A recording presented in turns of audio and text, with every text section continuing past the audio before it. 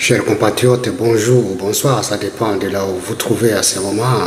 Je voudrais à ce moment précis vous présenter les nouvelles de chez nous en République démocratique du Congo. Aujourd'hui sera essentiellement sur les échanges de vues entre le chef de l'État Félix Tshisekedi et les corps diplomatiques. Conformément au message qu'il a livré aux diplomates accrédités en République démocratique du Congo, il s'est relevé plusieurs points. Mais il a essayé de frôler un peu ce qui s'est passé en 2025. Et, entre autres, il y a eu des décisions qui ont été prises par le Conseil de sécurité de l'ONU, cadre qui met fin aux hostilités qui se font en République démocratique du Congo, surtout à l'est de notre pays, et la résolution 2808, mécanisme de l'État, il a martelé, il a expliqué plusieurs points, entre autres aussi le couloir vert, c'était une décision qui a été prise dans l'année 2025, le couloir vert de Kivu-Kinshasa, pour renforcer, pour les rapports globaux, c'est-à-dire renforcer l'économie de la République démocratique du Congo, qui est basée sur l'économie verte. L'économie verte, et puis c'est un mécanisme qui permettra d'englober un grand nombre de jeunes afin d'avoir un travail adéquat. Le chef de l'État, il a poursuivi ce qui concerne la paix en République démocratique du Congo, qui ne se décrète pas, mais que c'est une cohérence d'action qui ne peuvent que se concrétiser sur le terrain et se faire voir partout ailleurs à l'est de la République démocratique du Congo. Et le président de la République l'a poursuivi en disant que aussi l'année qui suit, l'année 2026, sera axée sur 4 priorités, à savoir sécuriser l'est de la République démocratique du Congo, et deuxième point, accélérer la gouvernance. Troisième point, transformer l'économie afin de créer l'emploi. Et quatrième point, consolider l'unité, la paix nationale et la cohésion. Chers compatriotes, aussi, il a parlé du dialogue. Le dialogue, ne nie pas qu'il ne peut pas y avoir un dialogue, mais le dialogue intercongolais ne peuvent que se faire par les Congolais eux-mêmes, et ça doit se faire au Congo et par les institutions légitimes. Ce sont ces institutions légitimes qui peuvent convoquer ce dialogue, et ce n'est pas un cadre qui pourra blanchir tous ceux qui ont été impliqués dans le massacre, ceux qui ont pris là les armes pour tuer les compatriotes. Donc la justice pourra toujours faire son travail sans encombre. Donc un petit mot, c'est ce que je peux commencer par parler de ce qui a été dit par le chef de l'État, mais de toutes les façons, je vous laisse suivre, chers compatriotes, ce qui a été dit par notre chef de l'État devant les diplomates patriotes. Je vous laisse suivre les messages adressés aux diplomates accrédités à Kinshasa. Doyen du corps diplomatique, Excellences, Mesdames et Messieurs, l'année 2025 aura été pour notre nation une année de contraste.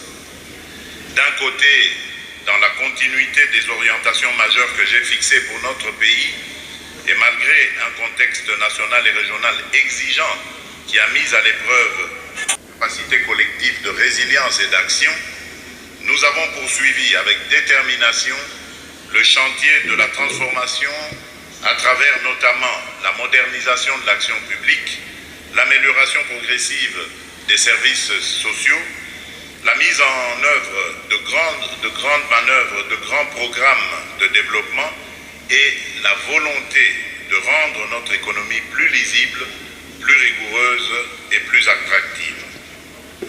De l'autre, mon pays a continué de payer un tribut insoutenable à l'insécurité entretenue dans l'est de notre territoire. Là-bas, des villes et des villages ont été ballottés au rythme des offensives, des retraits et des représailles des groupes armés soutenus par des forces étrangères. Des familles ont fui, encore et encore, emportant dans un sac le peu qu'elles pouvaient sauver, laissant derrière elles le fruit de leur labeur, les champs, les écoles, les repères, leurs racines, parfois leurs tombes. Cette crise demeure aujourd'hui encore l'une des plus lourdes au monde en matière de déplacement, avec des millions de personnes déracinées de leur espace d'origine. Je salue la résilience de la population du Nord Kivu et du Sud Kivu, et je rends hommage à nos forces armées et à nos services de sécurité engagés dans une lutte difficile, souvent asymétrique, contre des groupes armés multiples, opportunistes, enracinés dans l'économie de la prédation. Face à cette épreuve, le gouvernement de la République démocratique du Congo reste pleinement mobilisé pour poursuivre la pacification du pays, restaurer l'autorité de l'État sur l'ensemble du territoire national et assurer la protection des populations civiles.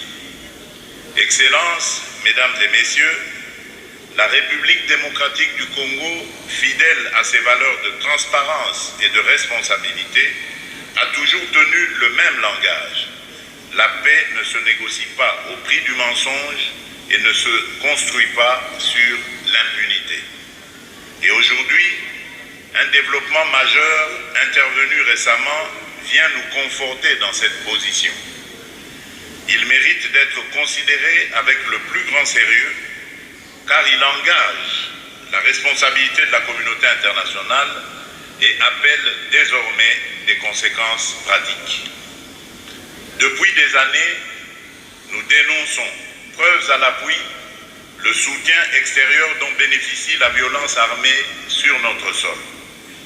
Et voici que dans une déclaration officielle faite ces derniers jours devant le Congrès des États-Unis d'Amérique, une haute représentante de la République du Rwanda a reconnu l'existence d'une coordination sécuritaire avec les rebelles de l'AFC M23. Cette reconnaissance n'est pas un détail de communication, encore moins une stratégie politique. Elle éclaire d'une lumière crue, ce que de nombreux rapports et de multiples partenaires relevaient depuis longtemps, c'est-à-dire l'existence d'un appui déterminant à un mouvement armé insurrectionnel opérant sur le territoire souverain de la République démocratique du Congo. Cet aveu constitue un tournant majeur. Il réduit l'espace du déni, clarifie les responsabilités et oblige chacun à passer des exhortations aux mécanismes d'exécution, ceux du droit international, ceux des résolutions du Conseil de sécurité et ceux des engagements politiques librement souscrits. Mais permettez-moi d'être parfaitement clair sur ce point. Aucune cause, aucun récit, aucune justification sécuritaire ne peut légitimer l'occupation de fait, les administrations parallèles, les déplacements forcés, ni la prédation des ressources au détriment d'un État membre des Nations Unies. Excellences, Mesdames et Messieurs, je souhaite attirer votre attention sur la situation humanitaire particulièrement préoccupante dans l'est de la République démocratique du Congo, notamment dans la ville d'Uvira et dans les localités situées au long de la plaine de la Ruzizi. Dans ces zones, des milliers de familles déplacées à l'intérieur du pays vivent aujourd'hui dans une précarité extrême, confrontées à des besoins urgents en matière d'assistance humanitaire. À cette détresse interne s'ajoute celle de nos compatriotes ayant cherché refuge au-delà de nos frontières, en particulier au Burundi, où ils continuent de faire face à d'importantes difficultés et à une vulnérabilité persistante. Face à cette réalité, le gouvernement de la République entend renforcer la coordination avec les partenaires humanitaires, régionaux et internationaux et d'assurer protection, dignité et solutions durables aux populations affectées et de créer les conditions d'un retour durable à la paix et à la stabilité. Mais il serait illusoire de traiter l'urgence humanitaire sans regarder avec lucidité la cause première de cette souffrance, c'est-à-dire l'instabilité entretenue et la violence récurrente. Les populations de l'Est, déjà éprouvées par des décennies d'épreuves, ne peuvent plus être condamnées à ce cycle tragique où chaque avancée diplomatique se trouve aussitôt neutralisée par des replis tactiques, des provocations nouvelles ou des offensives déguisées.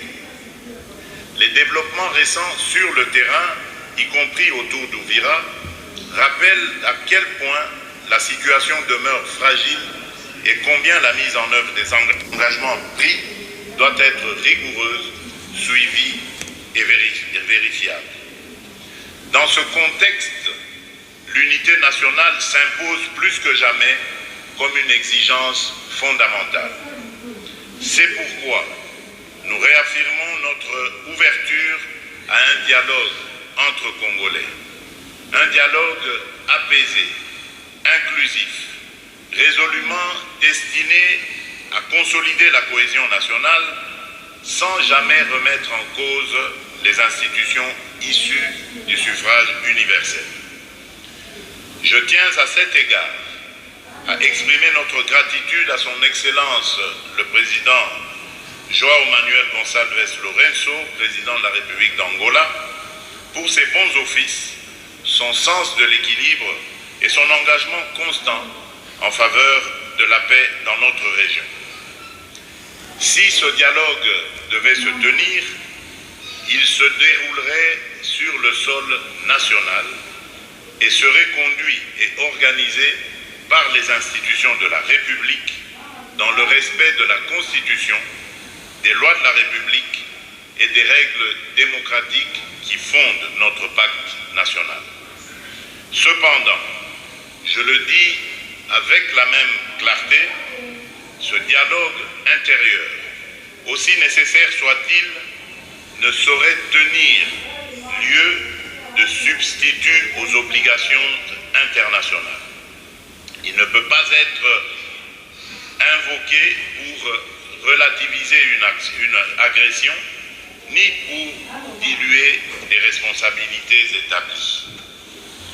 Comme je l'ai dit lors de mon dernier discours sur l'état de la nation devant le Parlement réuni en congrès, la justice suivra son cours normal, avec rigueur, jusqu'au bout et sans complaisance, afin d'honorer la mémoire de celles et ceux injustement tombés du fait de l'agression. Donc, dialogue, oui, mais pas avec les auteurs de crimes commis contre nos populations.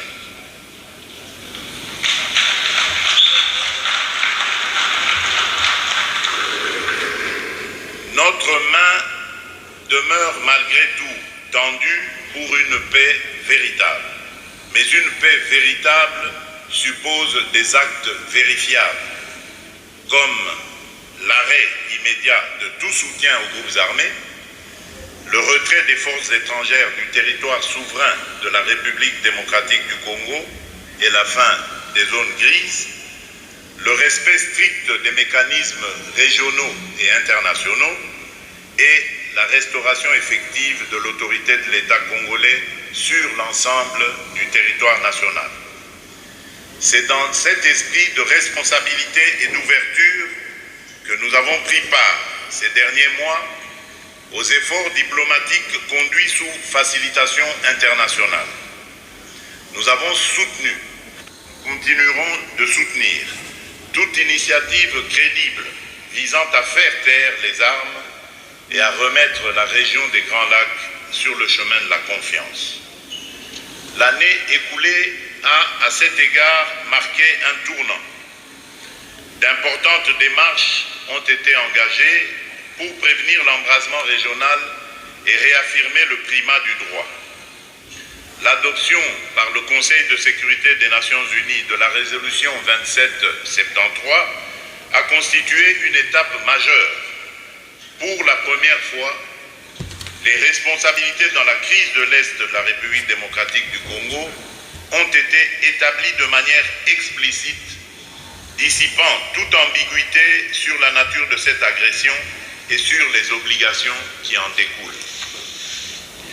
Cette clarification a été consolidée par la résolution 2808, adoptée le 19 décembre 2025, renouvelant jusqu'au 20 décembre 2026 le mandat de la MONUSCO en réponse à la dégradation persistante de la situation sécuritaire, notamment marquée par la résurgence du M23. Ce mandat réaffirmé met un accent prioritaire sur la protection des civils en danger immédiat, le soutien au processus de désarmement, démobilisation et réintégration, le DDR, des membres des groupes armés, l'assistance à la réforme du secteur de la sécurité, le SSR, et l'appui aux institutions congolaises, ainsi que le soutien à l'instauration et à la consolidation d'un cessez-le-feu permanent, y compris à travers l'accompagnement des mécanismes de suivi des processus politiques. Nous saluons à cet égard l'engagement de la communauté internationale à accompagner la République démocratique du Congo dans la protection des civils et la stabilisation des zones affectées. Ainsi, la résolution 2773 a posé les bases d'un cadre politique et juridique clair, fondé sur la vérité des faits, la responsabilité des acteurs et la protection des populations, cadre qui a été par la suite consolidé et prolongé par la résolution 2808. C'est dans ce contexte de clarification et de mobilisation internationale renforcée que s'inscrit la dynamique diplomatique ayant conduit à la signature de l'accord de Washington du 27 juin 2025. Je veux saluer à cet égard l'implication directe du président Donald Trump, dont l'engagement a permis de créer les conditions politiques nécessaires à l'ouverture puis à l'aboutissement de ce processus dans le respect du droit international et des résolutions du Conseil de sécurité. Dans le même esprit, l'action diplomatique conduite dans le cadre du processus de Doha, sous l'impulsion de son Altesse l'émir de l'État du Qatar, Cheikh Tamim bin Hamad Al Thani, a joué un rôle déterminant dans la facilitation du dialogue et la consolidation des efforts de paix. Par un engagement constant, discret mais résolu, l'État du Qatar a contribué à maintenir des efforts soutenus et contenus en vue de la recherche de solutions durables. Ces efforts trouvent aujourd'hui un prolongement naturel dans le cadre africain à travers la réunion de haut niveau sur la cohérence et la consolidation du processus de paix en République démocratique du Congo et dans la région des Grands Lacs, organisée à Lomé le 17 janvier dernier, sous la facilitation de son Excellence le président Faure Essozima Gnassingbé. Cette dynamique africaine constitue un levier politique destiné à accompagner, harmoniser et consolider les deux processus en cours, sans s'y substituer, afin d'en garantir la crédibilité, la cohérence et l'impact sur le terrain. La République démocratique du Congo demeure convaincue que seule une articulation cohérente et complémentaire entre les initiatives internationales et les mécanismes africains permettra d'aboutir à une stabilisation durable de la région des Grands Lacs.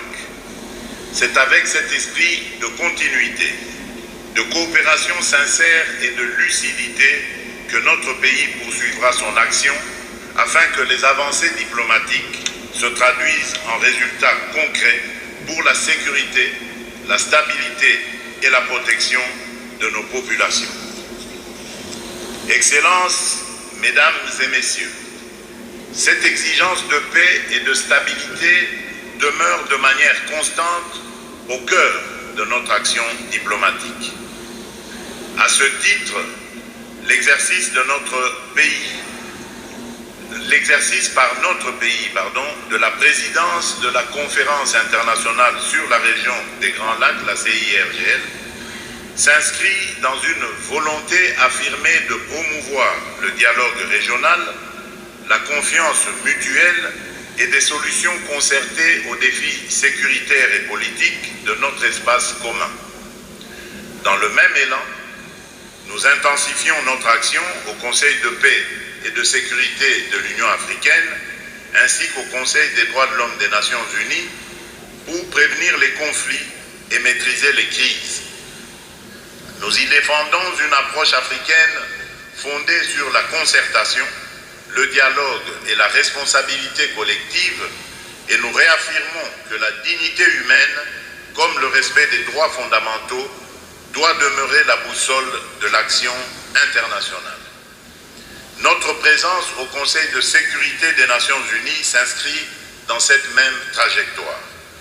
Elle dépasse le cadre d'une ambition nationale, elle traduit les aspirations légitimes de l'Afrique à jouer un rôle central dans la gouvernance mondiale. À ce titre, nous plaidons avec détermination en faveur d'une réforme du Conseil de sécurité afin que l'Afrique dispose d'une représentation forte, équitable et crédible dans les décisions qui façonnent l'avenir du monde. Enfin, l'année écoulée et le début de l'année en cours s'inscrivent dans une dynamique continue de renforcement de nos liens d'amitié et de coopération avec diverses nations. La consolidation des relations fraternelles avec l'État d'Israël illustre par la visite à Kinshasa de son Excellence M. Isaac Herzog, président de l'État d'Israël, témoigne de notre volonté d'approfondir des partenariats fondés sur la confiance et le respect mutuel. Cette dynamique s'est également traduite par les visites officielles que j'ai effectuées en Serbie et au Kazakhstan, ainsi que par la visite en République démocratique du Congo de son Altesse l'émir de l'État du Qatar, Cheikh Tamim bin Hamad Al Thani, dont l'engagement personnel en faveur de la paix et de la coopération a marqué une étape importante dans le rapprochement entre nos deux pays. Elle s'est par ailleurs renforcée par la visite de son Excellence M. Évariste Ndayishimiye, président de la République du Burundi, illustrant la volonté partagée de consolider le dialogue politique, la coopération sécuritaire et l'intégration régionale dans l'espace des Grands Lacs. Dans ce même élan, la mission de 5 ministres congolais en Amérique latine au mois d'août dernier, a permis d'approfondir nos relations avec l'Uruguay, l'Argentine et le Brésil, aboutissant à la signature de plusieurs accords structurants et un rapprochement significatif entre des continents unis par de nombreuses similitudes et des ambitions convergentes. Cette dynamique ne relève pas d'un simple bilan annuel. Elle s'inscrit dans une trajectoire politique pensée, assumée et appelée à se poursuivre et à se renforcer en 2026 avec la même cohérence, la même détermination et la même ambition au service des intérêts de la République démocratique du Congo et de ses partenaires.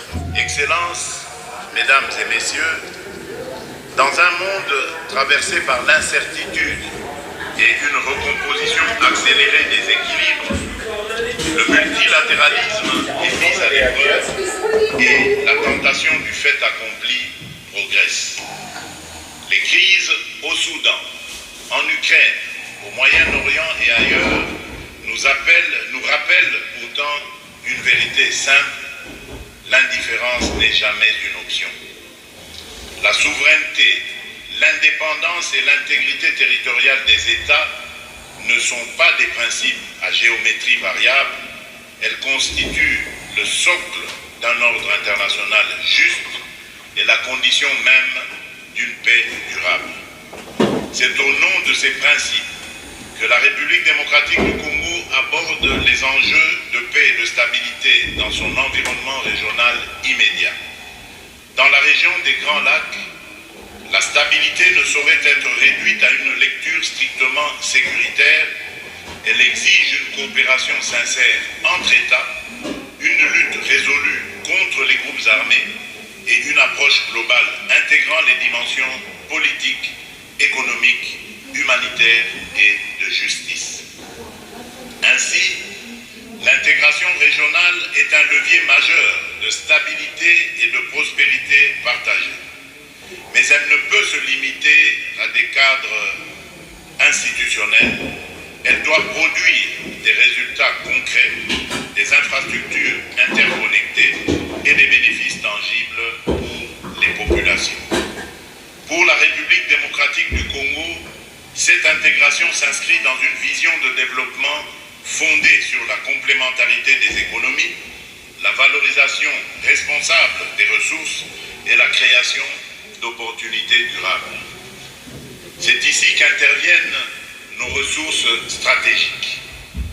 Les minerais indispensables à la transition énergétique mondiale doivent être, pour nous, un facteur de transformation, d'industrialisation et de stabilité, et non une source de conflit et de prédation. Notre ambition est claire: rompre avec les logiques d'extraction brute, promouvoir la transformation locale, garantir la traçabilité, développer des chaînes de valeur régionales et bâtir des partenariats équilibrés fondés sur le respect mutuel et le partage équitable des bénéfices. Le corridor de Lobito illustre cette intégration moderne tournée vers l'avenir en reliant zones de production, infrastructures de transport, énergie et capacité de transformation. Il renforce la coopération entre États, sécurise les chaînes d'approvisionnement, favorise l'industrialisation régionale et crée des opportunités économiques durables au bénéfice des populations. Dans cette logique, la République démocratique du Congo entend inscrire la gestion de ses ressources dans un environnement d'investissement fondé sur la confiance, la prévisibilité et l'équité. Les dispositifs fiscaux et parafiscaux applicables aux investisseurs s'inscrivent dans notre législation nationale, notamment dans le Code des investissements, les mécanismes des zones économiques spéciales et bien d'autres textes légaux, conçus pour accompagner le développement dans un esprit d'ouverture et de partenariat. C'est aussi la logique qui préside à la reprise des exportations de cobalt et à la mise en œuvre progressive de la politique des quotas. Une régulation fondée sur des critères clairs et objectifs destinés à assurer un fonctionnement équilibré et durable du marché en conciliant les intérêts de l'État, des opérateurs et des partenaires dans un esprit de responsabilité partagée, de dialogue constant et de stabilité à long terme. Parallèlement, nous consolidons le couloir vers Kivu-Kinshasa, lancé en 2025. Ce projet structurant vise à convertir des zones affectées par les conflits en pôles de croissance, de cohésion sociale et de préservation environnementale. Il apporte une réponse globale, économique, sociale et sécuritaire en créant des emplois durables dans l'agriculture responsable, la restauration des écosystèmes et l'écotourisme, tout en offrant une alternative crédible à l'économie de guerre. Les partenariats engagés, notamment avec l'Union européenne et des acteurs industriels, traduisent notre volonté de faire de la transition écologique un levier de stabilité et de paix. Enfin, notre vision du long terme trouve une expression majeure dans le projet Grand-Tinga.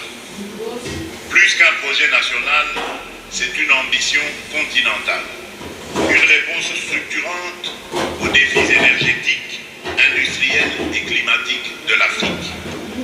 Par son potentiel hydroélectrique unique, Grand-Tinga peut fournir une énergie propre, abondante et compétitive, indispensable à l'industrialisation, à la transformation locale des ressources et à la création d'emplois à grande échelle.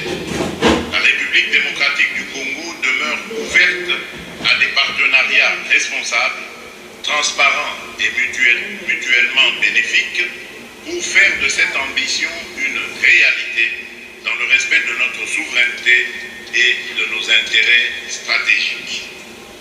Monsieur le doyen du corps diplomatique, Excellences, Mesdames et Messieurs, au seuil de cette année 2026, la République démocratique du Congo réaffirme sa détermination à œuvrer avec l'ensemble de ses partenaires à la construction d'un ordre international fondé sur la paix, le respect du droit, la solidarité et la prospérité partagée.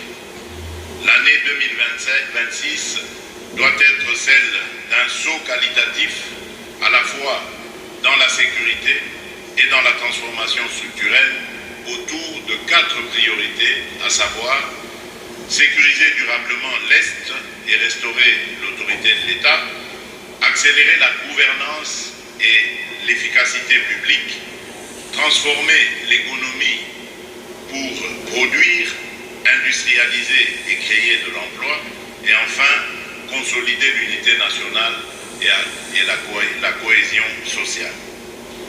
Et parce que la paix ne se décrète pas, la République démocratique du Congo attend de la communauté internationale non pas des émotions, mais une cohérence d'action. Dire la vérité et agir en conséquence lorsque les faits sont établis et que des responsabilités sont reconnues. Renforcer l'appui humanitaire, la protection des déplacés et la prise en charge des victimes, car chacun sait que dans l'Est de mon pays, les besoins dépassent encore largement les moyens disponibles. Je compte enfin sur chacune et chacun d'entre vous pour relayer auprès de vos capitales et de vos institutions le message d'une République démocratique du Congo en mouvement, un pays résolument tourné vers l'avenir, animé par une énergie nouvelle, ouvert au partenariat et résolument engagé à construire un avenir de paix et de prospérité. Je terminerai en vous adressant une fois encore mes vœux les plus chaleureux pour l'année 2026. Qu'elle soit pour vous et pour vos peuples une année de réussite, de sérénité et d'espérance. Qu'elle consolide notre amitié et donne un élan nouveau à notre coopération dans l'intérêt de nos nations et de notre planète. Je vous remercie.